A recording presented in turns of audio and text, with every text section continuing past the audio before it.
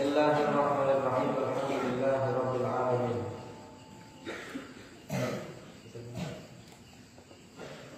Wassalatu wassalamu ala sayyidil mursalin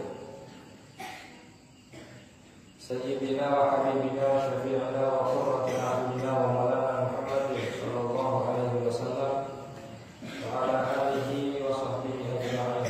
Rabbi shrah li sadri wa yassir li amri wahlul 'uqdatam min lisani yafqahu qawli. Amma ba'd.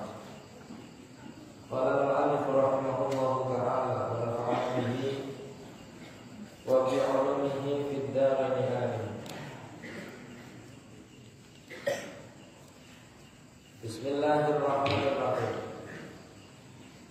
Wa man mata fi qitalil kuffari bisababihi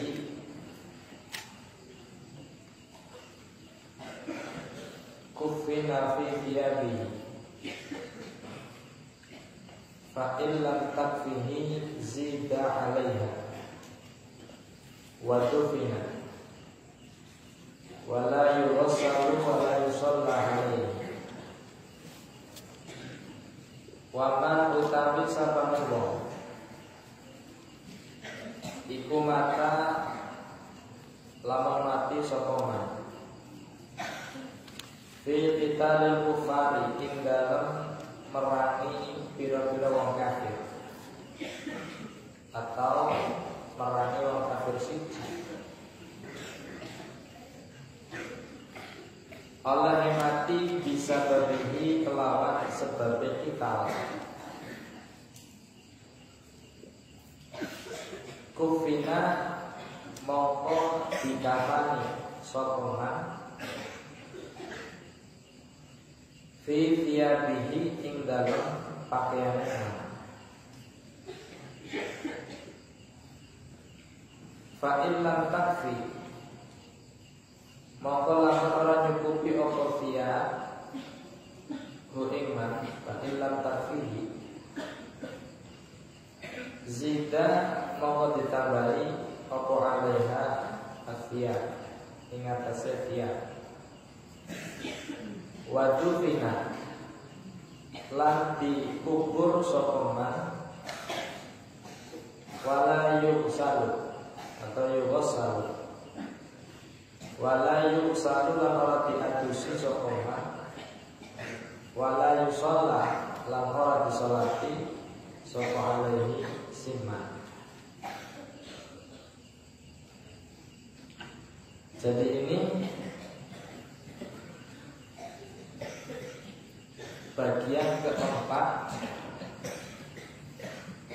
daripada pembagian mayit atau tajhiz al-mayit.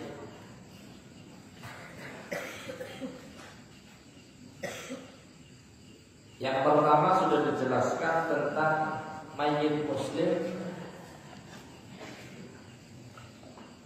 yang besar, yang bukan sikit artinya, dengan 4 kewajiban: dimandikan, dikafani, disolati, dan dikubur.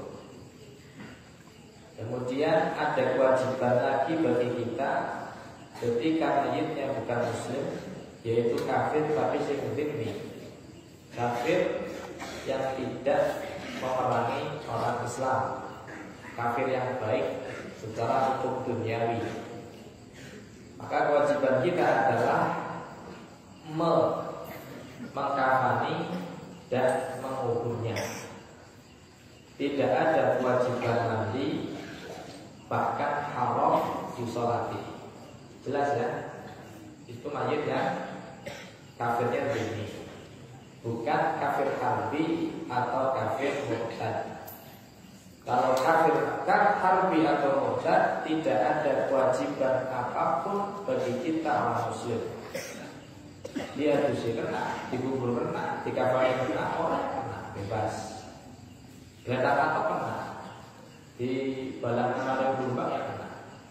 Ketika harbi atau murtad, jelas ya. Dan yang ketiga, bagaimana ketika mayitnya adalah as-siqtu, Sikit. Sikit itu apa? Bayi atau janin yang keluar sebelum waktunya.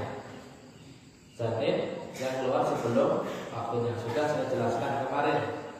Ada kalanya di situ seperti mayit dewasa, ketika ada istihlal, ada tanda-tanda kehidupan, nangis, menjerit, amok, wahid dan lain-lain.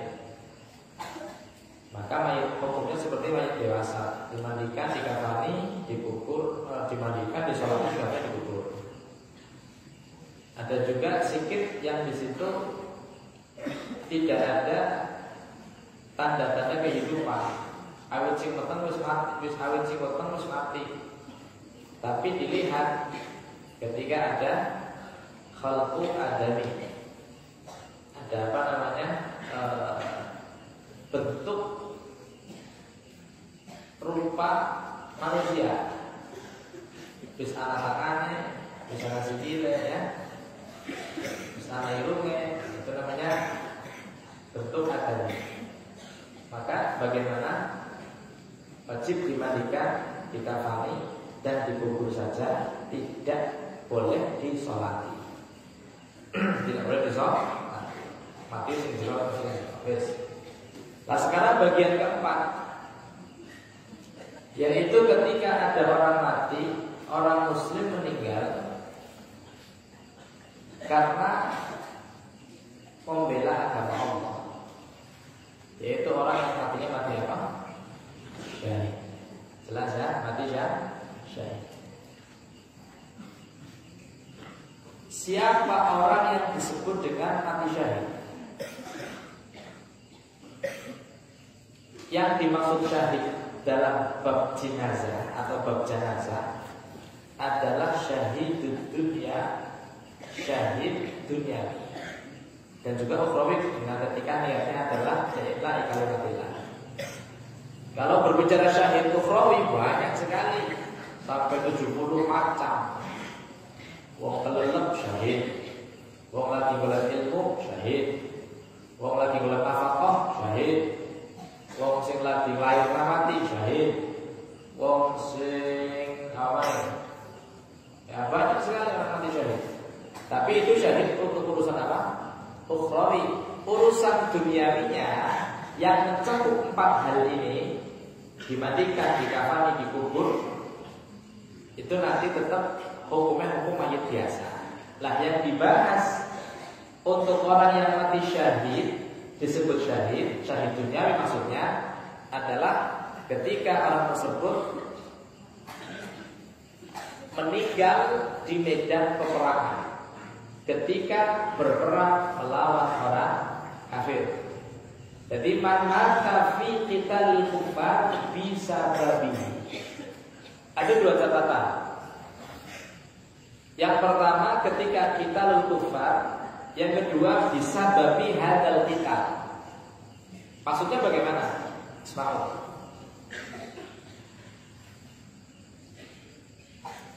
Kalau berperang bukan dengan orang kafir, contoh memerangi Bughat, memerangi orang yang melawan imam, perang boleh diperangi, sama-sama muslim, maka meninggalnya bukan dikatakan syahid. Jelas ya? Hukumnya hukum mayit biasa. Karena apa? Meskipun dia mati dalam peperangan, tapi berperang melawan orang muslim, bukan orang kafir. Yang disebut mati syahid adalah ketika orang tersebut mati melawan orang kafir. Jelas ya? Meskipun seumpama katakan seperti ini,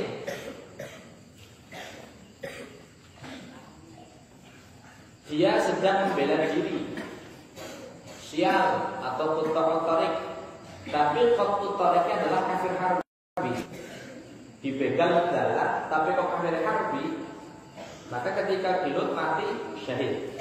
Jelas ya? Nah, dapat. Yang kedua, meninggalnya bisa babil kita, karena sebab memang sebab apa, sebab perang. Meskipun contoh di dalam peperangan dia menombak musuh, atau apanya bermusuh apa pedang. Jebule saking pedang abot, musuhnya minggat ya, apa sih? Menghindar, kemudian lepas dewek, membunuh dirinya sendiri dengan pedangnya. Tetap dihukumi syahid, meskipun dia membunuh dirinya sendiri. Kenapa? Karena dia mati sebab berperang. Jelas ya? Atau ketika jatuh dari kudanya, lagi perang tiba sing apa sing jarane, tetap dikatakan syahid. Atau seumpama dibunuh dari kancane dhewek, salah sasaran, ngertine musuh ternyata baru ditusuk kancane dhewek, tetap dia matinya apa?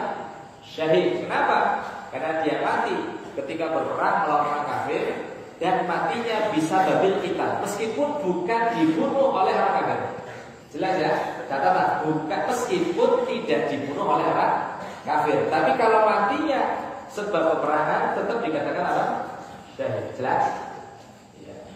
Meskipun tidak berdarah, tidak keluar darah. Ya. Nah.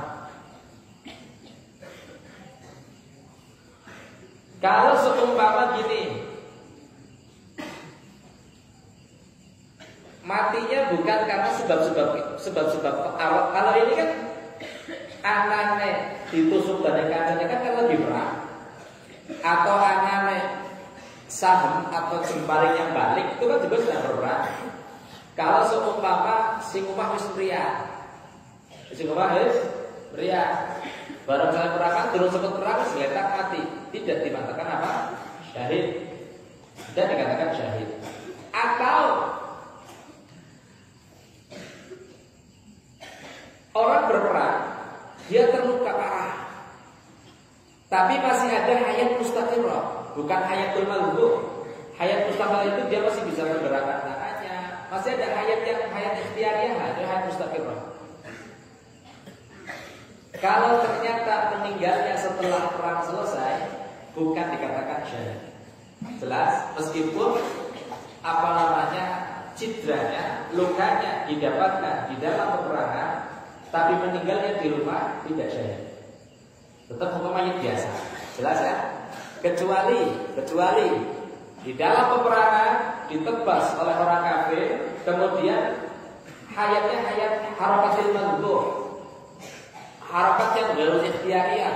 Ya kayak kalau bikin apa namanya sapi bersebelah. Nah, sapi sebelah apa ya? Terus ditugel wis hukum kalau marinya sudah terputus, tapi siapa orang? Siapa sih kamu? Terus gosor-gosor. Itu namanya harakatul malghub. Bukan harakat ikhtiariyah, bukan harakat hayat, bukan tidak ada hayat mustaqirah di situ.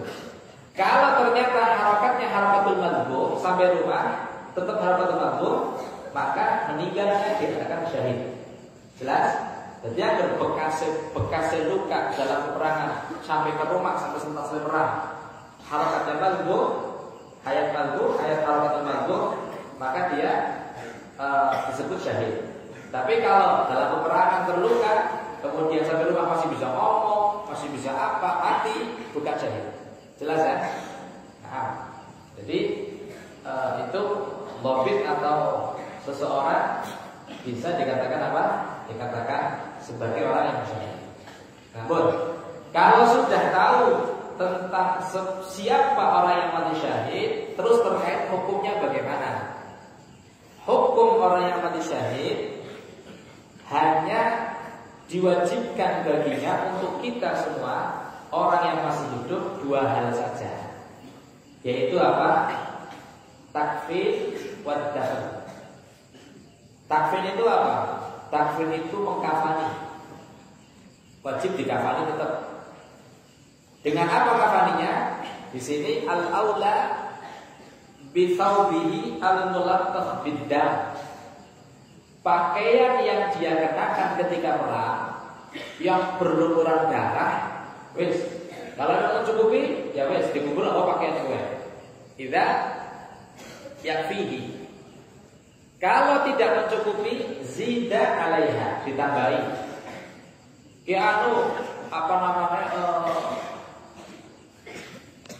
Separuh tok pakaiannya, seumpama Ya wis tambahi sarung atau tambahi kain apa wis menutupi supaya menyempurnakan. Ya menyempurnakan apa? Pakaian kafannya. Jelas ya? Jadi orang yang mati syahid dalam peperangan langsung dikafani meskipun dia masih berdarah, ya darah segar masih keluar, tinggal bungkus kafani langsung dikubur, langsung berapa? Dikubur. Haram disolati dan haram dimandikan. Dua hal haram. Enggak boleh dimandikan, haram hukumnya. Justru sampai kan dosa sampai. Kemudian menyolati juga haram. Enggak boleh disolati, haram, hukumnya haram. Sampai katanya ibadah itu lagi dosa. Kenapa? Nyolati mati syahid, haram nyolati ini enggak boleh disolati. Jelas ya? Nah. Jadi orang mati syahid mendapatkan kemuliaan yang luar biasa. Kenapa nggak boleh disolati, nggak boleh dimatikan?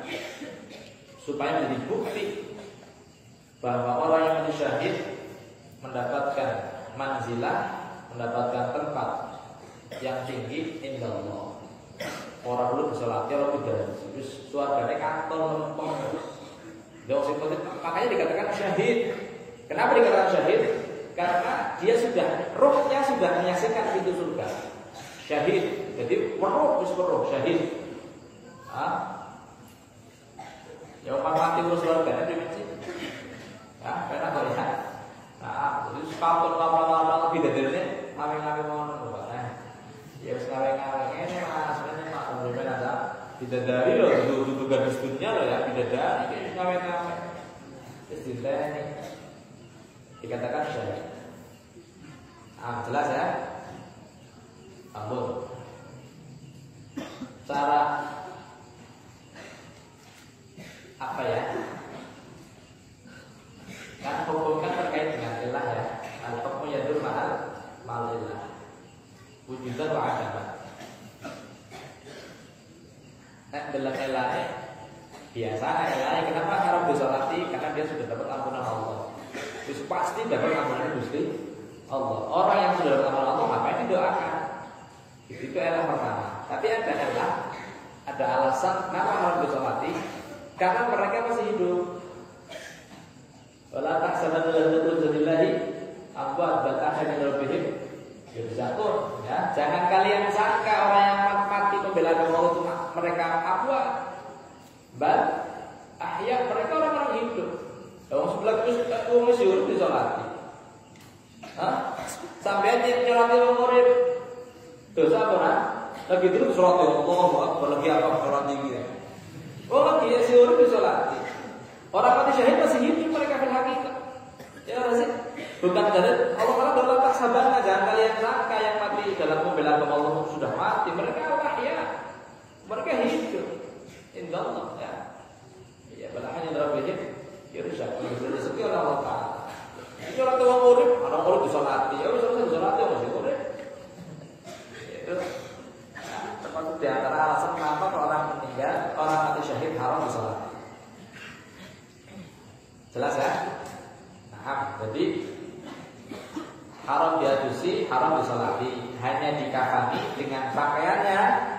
Kalau memang mencukupi, kalau tidak ditambahi apa-apa, tambahi gogo, menyempurnakan apa-apa. Kemudian dikubur langsung. Haram dimandikan meskipun dia dalam keadaan haid sebagai wong wadon. Wong wadon lagi haid di perang. Perempuan haid ikut berperang bela agama Allah, meninggal tanpa dimandikan, langsung dikafani, dikubur langsung. Meskipun dia haid. Jelas ya? Nah, atau orang yang matinya sedang dalam keadaan junub. Ini ada kisah yang ma'rufah, cerita yang sangat terkenal mengenai satu sahabat yang bernama sahabat Hanzalah bin Abi Amr. Hanzalah bin Abi Amr bin Abi Amr wakilah bin Abi Amir. Walhasil sahabat Hanzalah namanya. Sahabat Hanzalah baru saja menikah dengan seorang perempuan bernama Jamilah. Jamilah binti Abdullah bin Ubay bin Salul. Jadi bapaknya tokoh munafik. Malam pertama, besok paginya adalah perang Uhud. Malam zafafnya, malam pertamanya dia sudah dapat rasul dari Rasulullah untuk tidak ikut berperang. Makanya oleh Rasul sing kanjeng Nabi, "Kalau oleh perang apa kowe sesuk?" Tanggone kowe bojone kok. Subuh, ba'da subuh, cara bahasanya sedadi ki tantu. Apa ngaten aja kan ya? Melekbet maksudnya. Melekbet iki paham ya? Melekbet. Oh, pengantin aja. Kita pengantin lawas. Akhirnya bersubuh tantu. Pada kampung Cima, tantu paham maksudnya ya. Sing cilik kok paham apa wes. Mun pangandaran tantu iki sedaya makan ya. Nantukin abah atau bakangan kasih kurang waduk abah dengan tantu. Setelah subuh Cima dengan istrinya, tapi semangat jihadnya dia mendorong dia untuk tetap berangkat ke medan perang. Orang bisa nyomain akan menggani lalu bojo, membiarkan Rasulullah perang, membiarkan Rasulullah berjuang dengan sahabat-sahabat yang lain. Orang bisa. Enak-enakan teman nyomain kasur turun karo bojone, ternyata sahabat yang pada gelut pada perang orang. Jiwanya berkorban untuk ikut berperang, untuk jihad. Akhirnya makan. Abdullah makan dalam keadaan durungan dusnane. Esin keadaan apa? Bahwa junubun. Akhirnya makan perang. Lah, istrinya Jamilah ini melihat ke arah langit, kayaknya bojone Pak Jalil itu banyak langit. Gitu. Masuk ke langit tertutup kemudian. Anak Isyarat kali ini bojone Pak mati. Para balikan. Akhirnya angkat perang. Ternyata Hamdallah termasuk bagian daripada qatla Uhud atau syuhada Uhud, orang yang meninggal secara syahid di medan perang Uhud. Tiba-tiba Rasul melihat sekelompok malaikat turun. Apa ke malaikat? Gawane ember malaikat. Terus malaikat berampung, selesai malaikat munggah manik, Nabi lagi. Anak sing terus apa ora sampai di antara wong sing apa sing mati. Tetap balik dia apa? Ada satu jenazah, padahal Uhud itu tidak ada mata air sama sekali. Dalam keadaan kering, panas. Tapi kok ada satu jenazah terus rebus begitu. Kayak terus disirami banyu apa. Nabi bilang, siapa gue? Hamdallah ya Rasulullah. Ada takkan nanti Nabi bisa Hamdallah ya kita mulai keluarganya. Hamdallah ini bisa kayak gini. Aku tanya Rasulullah, itu memang Hamdallah. Jalur pulau bakal perang dari atas junub. Belum mandi junub. Apa kata Rasulullah? Rassalatul malaika. Hamdallah telah dimandikan oleh malaika sebagai karamatan lahu, sebagai sebuah kemuliaan dari Allah Subhanahu wa taala untuk seorang sahabat Hamdallah. Nabi tidak memandikan sudah. Padahal kalaupun tidak dimandikan oleh malaikat, tetap tidak dimandikan meskipun dia junub. Makanya dari golongan sahabat Ansar dari suku Ausi atau Khazraji, mereka punya kebanggaan. Apa yang dikatakan mereka? Fina ghasilul malaikat. Dalam kelompok kami, orang-orang Aus, orang-orang Khazraji, ada orang yang disebut Rasulullah dengan Rasulul Malaika. Orang yang dibandingkan oleh mereka langka, gitu loh. Yang mereka langka, orangnya mana kayak orang itu dari malaikat, mereka langka ya. Jadi itu jadi kebanggaan orang-orang Khazraji. Radhiyallahu anhu. Jelas ya?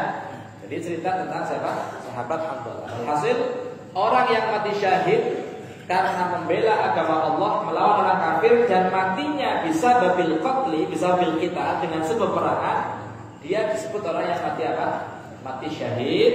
Orang yang mati syahid hukumnya haram dimandikan dan haram disolati. Yang diwajibkan hanya dua, yaitu dikafani dan dikubur. Itu saja sudah.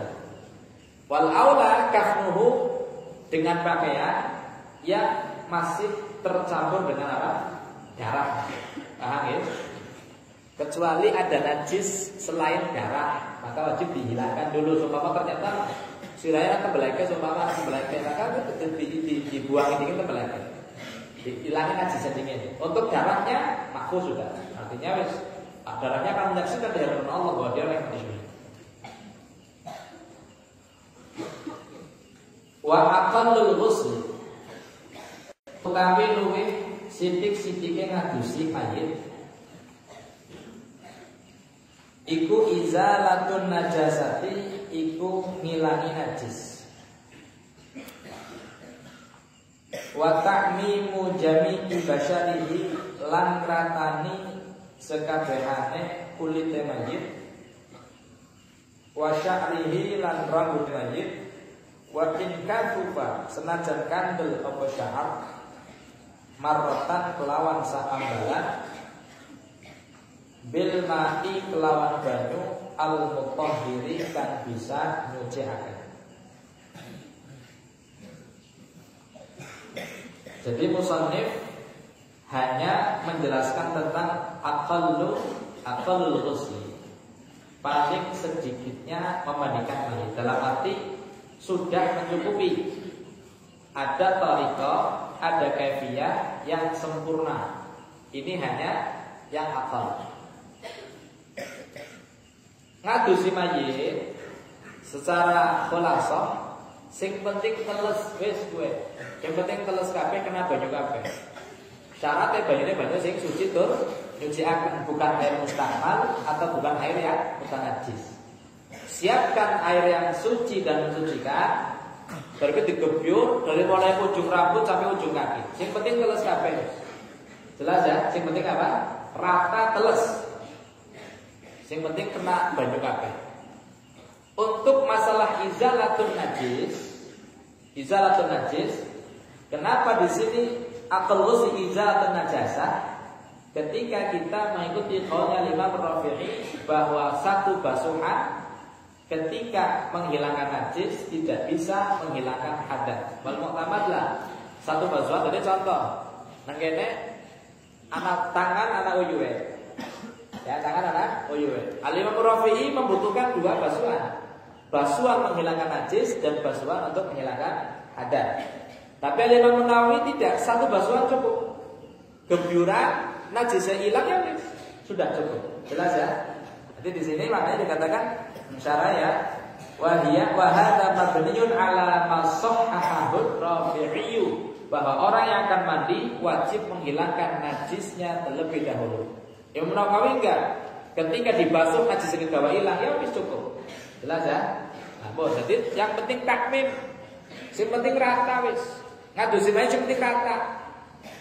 Telus kabeh kena banyu kabeh. Dari mulai sya'ar rambut, meskipun rambut yang apa? Rambut yang kasut, sing kandel, tetap kudu telus kabeh. Tidak boleh ada yang tertinggal. Jadi bukan mayit itu sing bote kandel digosok-gosok ya, supaya makhluk bajunya kena paling jero kamar kulit jero. Nah,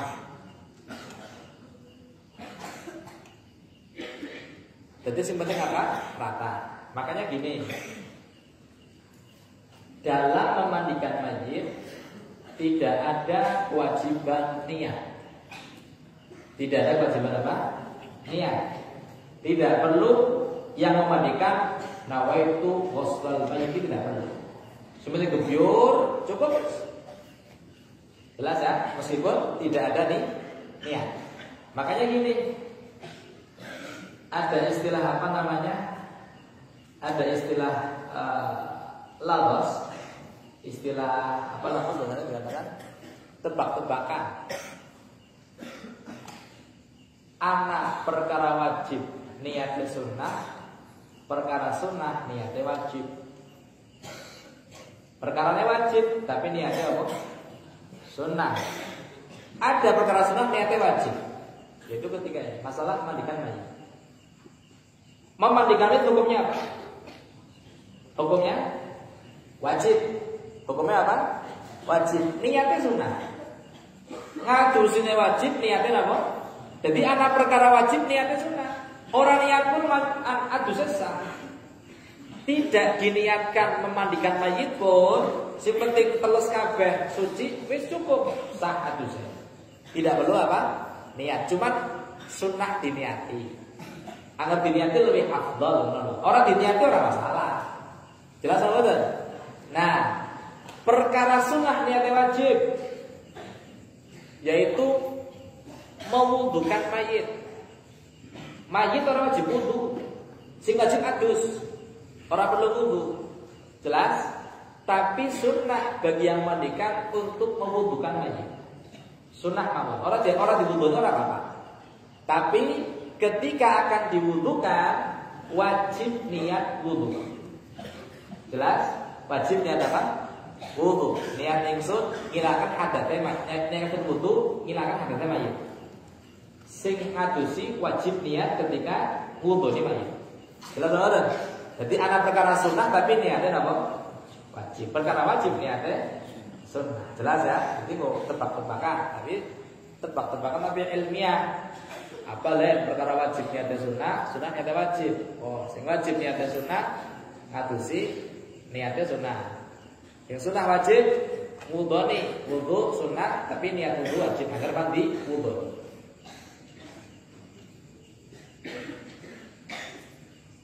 Jelas ya? Itu yang masalah apa? Aqallu al-ghusl.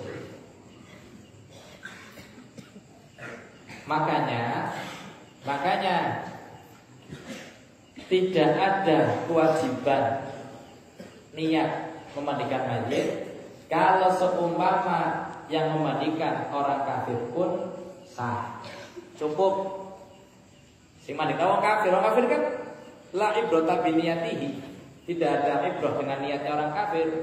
Tapi ketika orang kafir gebyur sampai mayitnya ketelus kabeh rata banyune sah. Meskipun sing ngadusi wong kafir, tidak perlu adanya niat. Karena yang dimaksud al-maksud min ghusl mayit adalah an-nadhafah, membersihkan atau mensucikannya. Makanya tidak perlu niat. Nah, itu sebagai apa? Sebagai sing akal. Sebagai sing akmal ya dawa ya. Di antaranya ya tata caranya disiapkan lauk yang tinggi, papan yang tinggi, papannya beda ganggang supaya air yang jatuh tidak menyebar lagi ke mayit. Ya.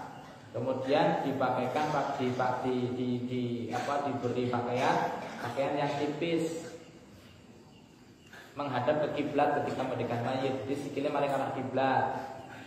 Sing ngadusi tangan kiwane disiapkan nggo khirqah, diglebet nganggo kaelah atau satu tangan atau zaman segi apa namanya kaos tangan ya, kaos tangan. Digebyur apa sing sirahe, sing tangan kiwane nggo gosok-gosok. Lah, yang memandikan cukup satu orang. Dengan yang lain hanya membantu saja. Jadi ngadusi mayit ki wong sing ngadusi niku mayit dipangku, Pak. Nah itu dipangku. Jadi sikile sing ngadusi mandan diangkat supaya mayit itu ora gleleng. Mandan miring. Lah nanti dalam tangannya si wong sing ngadusi tengen nyekeli dicokel supaya sirahe mboten mayit orang tiba-tiba sekeli ya. Cekeli lah sing kiwa gosok-gosok, sing ana sing gabyuri niku lho. Teng tarim niku setunggal tok sing ngados sing niku tiyang setunggal. Nah, namanya sampai itu bafadhol. Jadi wis mayit satarim cakap sing ngados wong siji. Dia memang orang yang paling alim dalam bab memandikan mayit. Bafadhol. Mulai wajah serem, kok dalam wajahnya serem lan apa? Ndelenge mayit pirang-pirang. Seperti itu ya, itu. Jadi, supaya ibhamnya jempolnya disabang teleng gitu supaya orang-orang bayang-bayang mayit cekeli. Sing tangan gimana yo? Nggo gosok-gosok. Dimungkinkan anggapan ngatus mayit dalai bukhur supaya mambune wangi ya. Bukan ternyata ada kotoran yang keluar bau dari dalam mayit, dalai bukhur.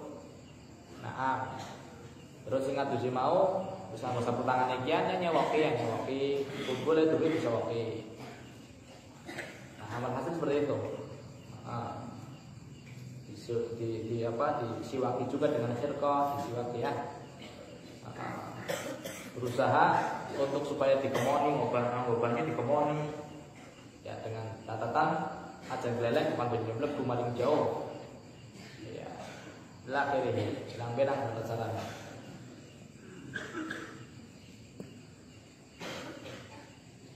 Kalau niku mandi semayat setunggal tok, ping sepisan. Ketika memandikan abai kulo yang dan rata. Nah, cara takziah ya. Antene apa wis. Nah, terus saya beri takziah turun. Awalnya kan diminta untuk memandikan ada orang lain. Kalau ngadusi jenazahnya itu cuma abai kulo tok. Oke jelas ya, itu masalah apa? Ngadusi. Nah, bagi orang yang memandikan mayit, kalau seumpama melihat sesuatu yang terlihat baik, khair, ceritakan. Kayak dene wong sing ngeduk mayit, ngeduk apa namanya ngeduk kuburan juga. Walhasil apa uzkuru mahasina mautakum. Lah ngadusi kok urung bisa berdhewe awake wangi. Ah, ceritakan. Ki nonton guyu terus, berarti kata tersenyum, raine padang. Ceritakan. Ketika yang baik-baik ceritakan. Terus bawa awan iki. Bawa siang niku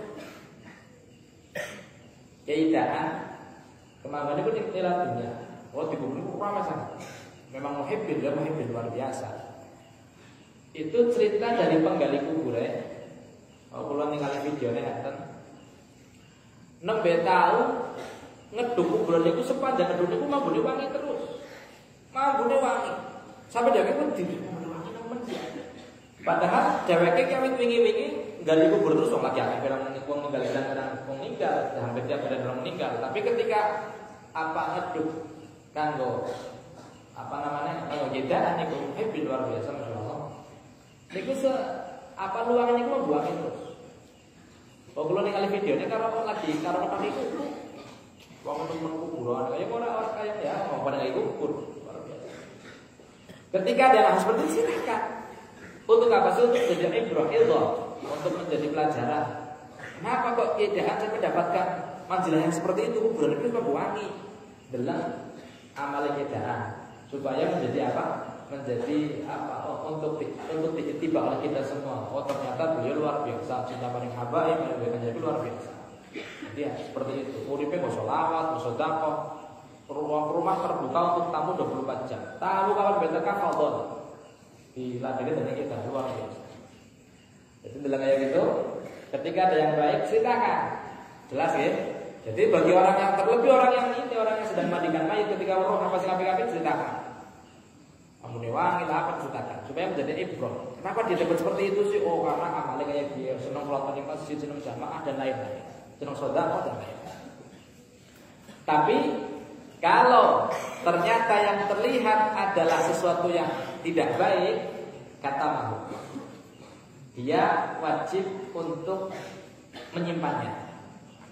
Raine ireng, seumpama ya, sing weruh al-ghasil tok.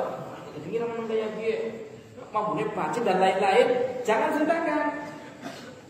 Jangan ceritakan kepada orang lain kecuali boleh menceritakan aib mayit ketika mayit tersebut dia mutajahir bifisqihi, nentang maring syariat.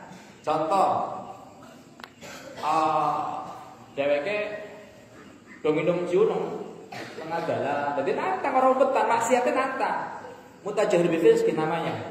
Ngedeng dengan kefasikannya, dengan kemaksiatannya. Wong itu seneng minum ciu ya, seneng dalan ora perlu wadon kuwi nggawa wadon dan lain-lain. Hasil wong sing kelihatan wis katon bahwa dia orang yang berbuat maksiat kok ngedeng. Wong maksiat kan dongnya ditutupi nggih. Dongnya kan baina wa baina Allah supaya ditutupi dengan Gusti Allah. Tapi ki malah ngedeng kayak ngata. Ketika mati kok ada sesuatu yang terlihat tidak baik, ceritakan apa-apa. mayite geseng. Ora apa-apa. Supaya dia menjadi ibrah, menjadi pelajaran. Jadi aja wani-wani ngedek dalam maksiat kok kaya kae. Mayite geseng, ya. Ila akhirnya kuburane ana benine. Ora apa ceritakan. Supaya menjadi pelajaran yang masih hidup ben aja kayak gue. Paham nggih? Tapi kalau dia tidak terkenal dengan kefasikannya, umpetna. Katone seumpama katakanlah anak mayit, dalam kehidupan sehari-harinya dia baik, sedekah lancar, sembahyang sedekah iya, tapi kok gesang, jangan ceritakan. Aja ngomong mayitnya gesang aja.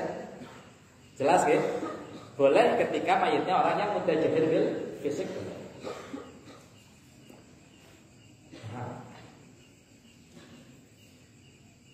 Ibu niku keterangan tentang apa? Tentang ngadusi mayit. Nah, jadi ngadusi mayit kayak ngadusi mayit itu kayak ngadus lagi wong jinabah wis kayak wajib. Ada ngadus wajib sih. Dalam arti bagaimana? Gunakan airnya air yang suci mensucikan, air yang 2 qullah, dijaga tenang supaya jangan menggunakan air yang mustakmal. Jadi aja kono-kono mayit nang dhuwur, embere nang isor embere cilik maning di bawah kurang dari 2 qullah. Kan di gebirmu balik-balik kono kan mustakmal. Paham ya? Seperti persis kayak ngatus jinabah wis. Sama persis. Jadi diusahakan supaya dijaga tenang biar tidak terjadi air mustakmal, apalagi kalau air yang menjadi mutanajis. Usahakan ada pengen kados kula rene niku apa iku lho nek kula ngados niku ngene toler. Jadi sing pancen langsung kepala tegebur dulu. Jadi sing dhuwur nang nyusun niku tegebur. Dadi nek mboten dulu ngangge apa? Ngangge ember mboten dulu. Nah, nek toler langsung dadi kepenak luwih aman ya. Aman, tidak sampai menjadi mustakmal apalagi mutanajis. Mohon maaf kalau kafni wallahu a'lam. Sesuatu yang bermanfaat, manfaat dunia dan akhirat. Amin Allahumma. Amin. Bismillahirrahmanirrahim.